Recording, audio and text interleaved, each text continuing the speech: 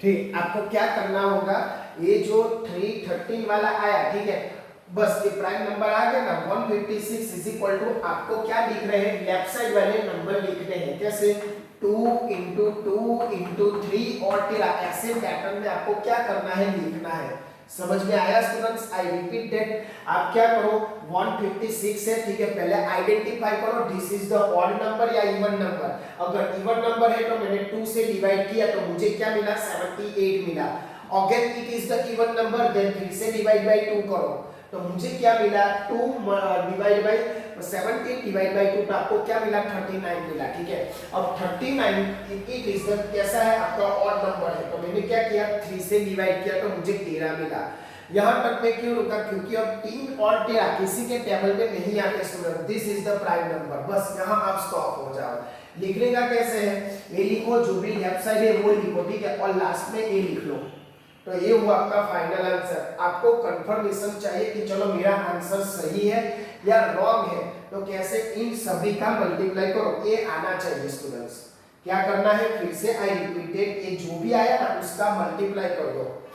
तो 13 into 3 39, 39 into 2 78 हुआ, और 78 इंटू 2 156 आ गया, तो आवर आंसर इज राइट। ठीक है, इसको आप ऐसे भी शॉर्ट फॉर्म में लिख सकते हो, 2 square multiply by 3 multiply by 13। ठीक है, तो ये हुआ आपका फाइनल आंसर, ऐसे हमें लिखना है। तो this is the prime factor. समझ में आया स्टूडेंट्स, क्या है क्या नहीं?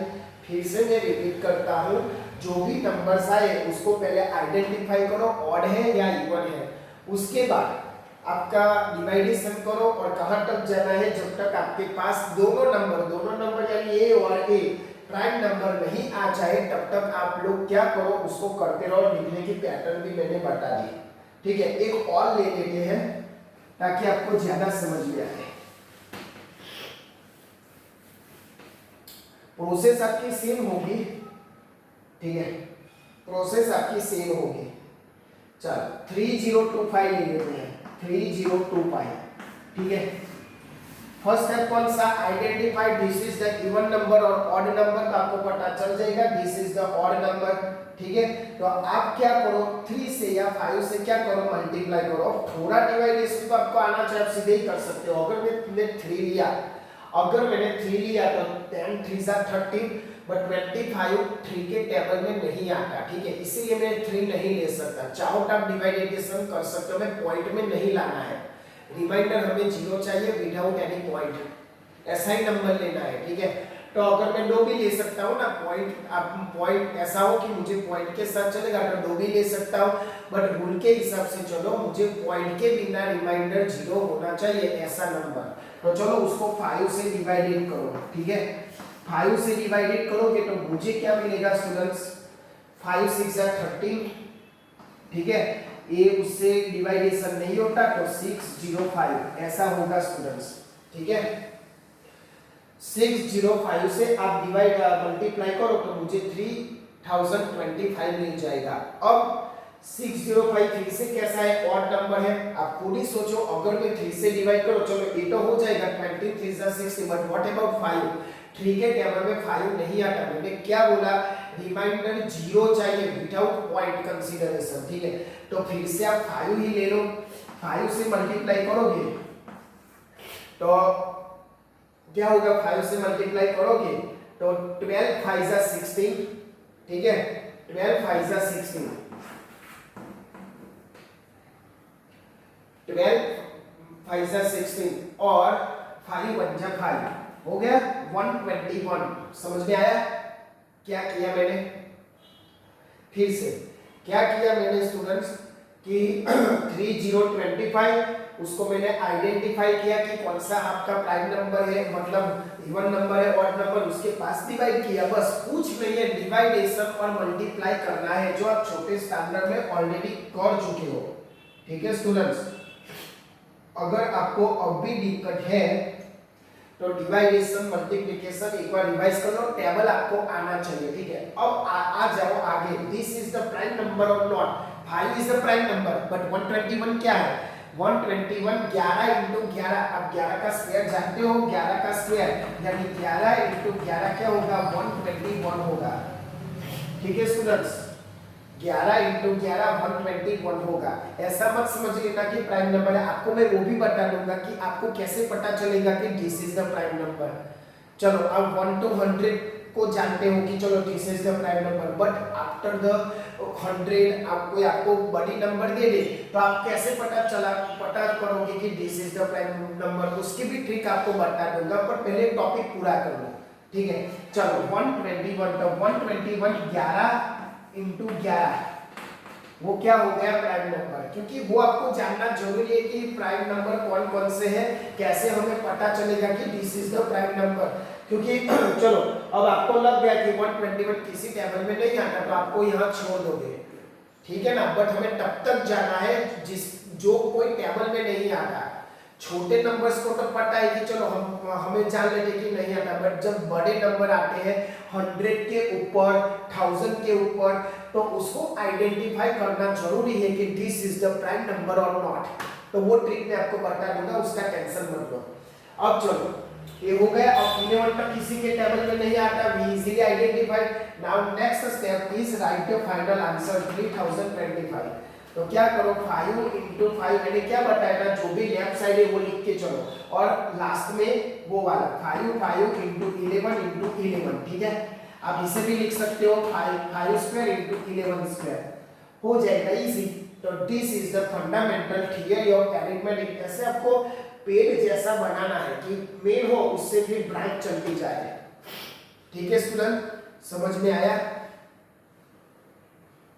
तो this is the very easy method, this is the very easy method for finding the prime factor, ठीक है स्टूडेंट। अब आपके एक्सरसाइज में कई सारे क्या है, आपके एग्जांपल से इजी है, कर लेना, ठीक है। हम थोड़ा आगे बढ़ते हैं कि क्या करना है आगे। एलसीएम एचसीएफ आपको तो आता होगा, तो सिंपल मैं आपको बता देता हूँ कि एलसीएम को गुजराती में बोलते हैं लसा और एचसीएफ को गुजराती में बोलते हैं गुसा। तो एलसीएम एचसीएफ फाइंड करने के यूक्लिड ने एक मस्त मेथड दिया है, तो हमें वो सीखना है। छोटे स्टैंडर्ड में हम कैसे करते थे एलसीएम एचसीएफ, सिंपल मैं एक बार रिवाइज कर लेता हूँ ताकि आपको पता चल जाए। सपोज कि मेरे पास 22 और 32 नंबर आए, ठीक है। ये रिवाइज कर रहा हूँ आपके एचसीएफ एलसीएम, जो लोग भूल गए कि how to find HCF and LCM, पहले मैं एलसीएम फाइंड करूंगा। तो जब ये नंबर दो गए तो पहले मैं ऐसा करता था, ठीक है। यहाँ 22 है, मैंने बोला ना डिवाइडेशन मल्टीप्लिकेशन अब आपको आना चाहिए। चलो पहले क्या करो, आइडेंटिफाई करो this is the even number odd number. अब आपको पता चल जाना चाहिए स्टूडेंट्स आप स्टैंडर्ड 10 में हो, ठीक है। 2 से मल्टीप्लाई करो 11 2 22 और यहाँ होगा 15 2 30, सिंपल। अब 11 का प्राइम नंबर है तो वो तो किसी के टेबल में नहीं आता, कोई दिक्कत नहीं है। 11 1 जा 11 और 15 एक क्यों 15 अब आपको आना चाहिए। एक क्यों 15 रखा स्टूडेंट्स, क्योंकि 11 के टेबल में 15 नहीं आता, दिस इज द रूल। अब 15 तो 3 1 3 5 जा 15 और 5 1 1, तो दिस इज द आप फैक्टर भी बोल सकते हो। एलसीएम कैसे पता चलेगा, तो 22 into 30 का एलसीएम हुआ, इस सभी का मल्टीप्लाई कर लो, यानी 2 11 3 और 5, ठीक है। यानी 11 2 22 22 3 जा 66 और 66 into 5 जा, तो ऐसा हुआ 33। यानी दोनों का एलसीएम क्या हुआ स्टूडेंट्स, दोनों का एलसीएम हुआ 333। This is the LCM, this is the LCM, ठीक है। एचसीएफ कैसे फाइंड करें, चलो करते हैं वो भी। 22 सिंपल, 11 2 जा 22, 11 2 जा 22 और 30 का क्या हुआ, 30 का बहुत सारे हम फैक्टर कर सकते हैं। 6 5 जा 13 और 10 3 जा 30 भी कर सकते हो, आपकी मर्जी जो भी करना है, बट राइट करो, ठीक है। चलो मैं पहले क्या ले लेता हूँ, 6 5 जा 13 ले लेता हूँ। 6 का क्या होगा 2 3 जा 6 and 5, ठीक है। तो मैं ऐसा डायरेक्ट लिख लूँ ताकि आपको ज्यादा समझ में आए। 2 3 जा 6 मल्टीप्लाई बाई 5, 2 3 जा 6 and 6 5 जा, और आपको 10, कोई स्टूडेंट बोले कि चलो सर मुझे 10 3 जा करना है, तो कोई दिक्कत नहीं है। 5 टू जा तो वही आया, देखो 5 टू जा 10, 10 3 जा सेम टू सेम आया। आप मैथ्स में इधर कान पकड़ो या इधर पकड़ो, कोई दिक्कत नहीं है, ठीक है। आपका आंसर कैसा आएगा, सेम आएगा। अब तीनों में से कॉमन क्या है, आपको क्या दिख रहा है? एलसीएम का मैंने निकाला, एचसीएफ के लिए क्या चाहिए? एचसीएफ के लिए आपको कॉमन नंबर चाहिए। जो आपको नंबर दिए गए हैं, जो आपको नंबर दिए गए हैं उसमें से आपने फैक्टर किया, ये फैक्टर किया, उसमें से कॉमन निकालो। क्या निकालो? कॉमन निकालो। तो कॉमन में तो ये 2 2 2 तीनों में आने चाहिए, ठीक है। यहाँ तो 2 नंबर है, कोई दिक्कत नहीं है, ओके। तो दोनों में से कॉमन कौन है? एक में नहीं चलेगा, दोनों में से चाहिए। तो क्या होगा यहाँ? 2 तो एचसीएफ हुआ 2। ऐसा मत सोचो कि एलसीएम और एचसीएफ सेम है, ठीक है। एलसीएम और एचसीएफ सेम है, ठीक है स्टूडेंट। समझ में आया क्या है एलसीएम एचसीएफ? फिर से रिवाइज करता हूँ। एलसीएम ऐसे करना है, ठीक है, सभी का मल्टीप्लिकेशन और हाईएस्ट, हाँ सॉरी मैं बोलना भूल गया। एलसीएम यानी लोवेस्ट कॉस्ट मींस, यानी आपका lower factor, highest common factor, ठीक है, उसमें कॉमन वाला टॉपिक आएगा। जितने भी कॉमन है दोनों में होने चाहिए, ऐसा नहीं कि एक में, दोनों में होना चाहिए। तो आपका क्या हो जाएगा? हाईएस्ट कॉमन फैक्टर, ठीक है। ये हुआ बेसिक एलसीएम और एचसीएफ जो आप छोटे स्टैंडर्ड में करना है, ठीक है। अब थोड़ा मुझे क्या चलना है, क्या करना है, हमें थोड़ा एडवांस में जाना है कि how to find LCM and HCF with the help of Euclid, और वो पूछा जाता है, इंपॉर्टेंट है एग्जाम के लिए, ठीक है ना स्टूडेंट्स। चलो तो वो एक मेथड सीख लेते हैं कि इस चैप्टर में हम एलसीएम और एचसीएफ कैसे गिनना है, ठीक है।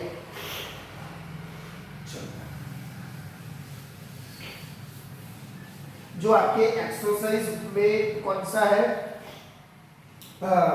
1.2 एक्सरसाइज 1.2 में एग्जांपल नंबर 2 ऐसा किया गया है। क्या कहा गया है? Find the LCM and HCF the following pair of the integer, ठीक है। वेरीफाई दैट, हमें क्या वेरीफाई करना है? LCM cross HCF is equal to product of 2 number. क्या करना है students? Product of 2 number, product of 2 number, ऐसे हमें वेरीफाई करना है। क्या करना है? एलसीएम क्रॉस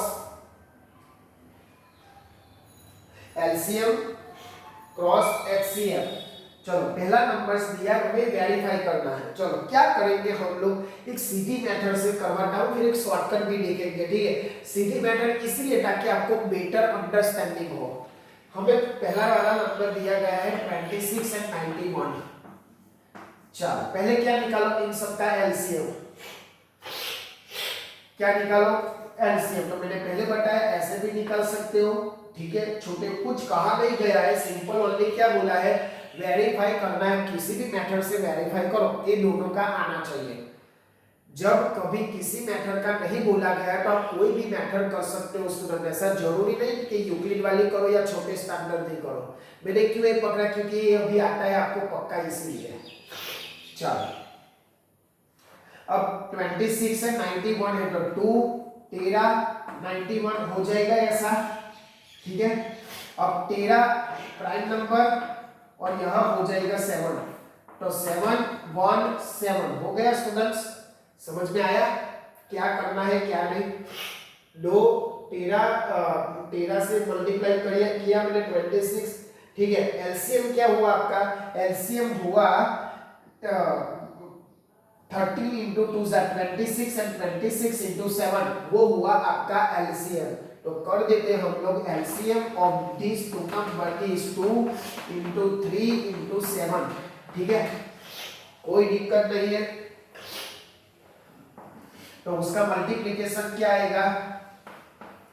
ओके, ऐसा आपका एलसीएम आया, कोई दिक्कत नहीं होनी चाहिए। ओनली क्या करना है? मल्टीप्लिकेशन 13 into 7 91 हुआ, 91 2 जा 182, दिस इज द एलसीएम। और एचसीएफ क्या होगा स्टूडेंट्स? एचसीएफ होगा आपका एचसीएफ में क्या करोगे आप? 26 यानी 2 into 30, इसके आगे हम नहीं जा सकते, और 91 यानी 7 into 13। तो देखो कॉमन क्या है? 13, तो दिस इज द एचसीएफ। तो हमारा HCF क्या हुआ 13। समझ में आया स्टूडेंट्स? HCF क्या हुआ 13 because it is the common between the two factor. चलो अब इन दोनों का प्रोडक्ट चाहिए, ठीक है। कौन सा? एलसीएम का। एलसीएम आया 182 और HCF आया 13। इन दोनों का product of the original number होना चाहिए, ठीक है। क्या करना है? हमें दोनों का प्रोडक्ट करना है और ओरिजिनल नंबर का क्या होना चाहिए? प्रोडक्ट आना चाहिए, ये दोनों सेम आना चाहिए, ठीक है। अब क्या करेंगे हम लोग? चलो इन दोनों का मल्टीप्लिकेशन कर लो। 182 इंटू 13 क्या आ जाएगा? 182 इंटू 13 क्या आ जाएगा स्टूडेंट्स? 182 2366 आएगा। क्या आएगा? 2366 आएगा जब इन दोनों का मल्टीप्लिकेशन करोगे तब। चलो अब product of these two number यानी जो ओरिजिनल है, ओरिजिनल यानी 26 इंटू 91, 26 इंटू 91 को कीजिए 26 इंटू 91, 26 इंटू 91 आ गया होगा आई थिंक 2366। तो आ गया। देखो स्टूडेंट्स दोनों का आप देख लो, वेरीफाई कर लो। It is the very easy method. आप बेटा कुछ पढ़े भी कर सकते हो, कोई दिक्कत नहीं। अगर आपको 560 मेथड आती हो तो ठीक है, एकदम मैंने इजी बताई है। टेक्स्ट बुक में कई सारे नंबर्स है, आप उससे प्रैक्टिस करना, ठीक है। आज हमने देखा, क्या देखा? प्राइम फैक्टर की मेथड फाइंड करने की, प्राइम फैक्टर जैसे फंडामेंटल थियरी ऑफ अरिथमेटिक देखा, ठीक है। लेफ्ट साइड वाले ही आंसर और लास्ट में पेयर बनानी है। उसके बाद ये वेरीफाई वाला देख लिया, आप ओल्ड मेथड से भी कर सकते हो। एक्सेप्ट यानी कॉमन, पहले तो क्या करो उसमें आइडेंटिफाई करो कि आपका नंबर ऑड है या इवन है। अगर ऑड है तो डिवाइड बाय 3, 5, 7, 9 और इवन नंबर है तो डिवाइड बाय 2, 4, 6, 2 से तो आ ही जाएगा। कोई भी नंबर इवन हो, कोई भी नंबर इवन हो तो ऑड से आ जाएगा, कोई दिक्कत नहीं है, ठीक है। ओके। और हाँ, एक मेथड है जो आप आइडेंटिफाई कर सकोगे बड़े नंबर के लिए कि it is the prime number, तो आप इजीली आप वो सॉल्व कर सकोगे। वो हम नेक्स्ट लेक्चर में देखेंगे कि how to identify this number is prime number. क्योंकि हम 100 के ऊपर जैसे 141 है तो 141 कौन से टेबल में आए, it is the odd number या इवन नंबर, मतलब प्राइम नंबर है कि नहीं, तो वो आप पहचान सकोगे। तो इसीलिए मैं एक मेथड आपको अगले नेक्स्ट लेक्चर में सिखाऊंगा, ठीक है। अभी भी बोल रहा हूँ स्टूडेंट्स, किसी को भी प्रॉब्लम है, कोई आपका फ्रेंड है जो ट्यूशन अफोर्डेबल नहीं है, उसको एक लिंक कर दो। मैं ऐसा बोलता ही नहीं कि आप सब्सक्राइब करो, ठीक है, क्योंकि आपको अच्छा लगे या ना लगे, ठीक है। मैं अपनी तरफ से पूरी कोशिश कर रहा हूँ कि सभी स्टूडेंट तक पहुंचे, ठीक है। आप भी पहुंचाओ, ठीक है। आपको अच्छा लगे तो ही सब्सक्राइब करो। कुछ दिक्कत है, हाँ इंप्रूवमेंट करना जरूरी है, वो मैं धीरे धीरे करूंगा, उसकी कोई दिक्कत नहीं है। बट क्या है, आप अपनी नोट्स बना के रखो। ऐसा तो है नहीं कि कुछ भी समझ में नहीं आता, ठीक है। ऐसा तो है नहीं कि कुछ भी समझ में,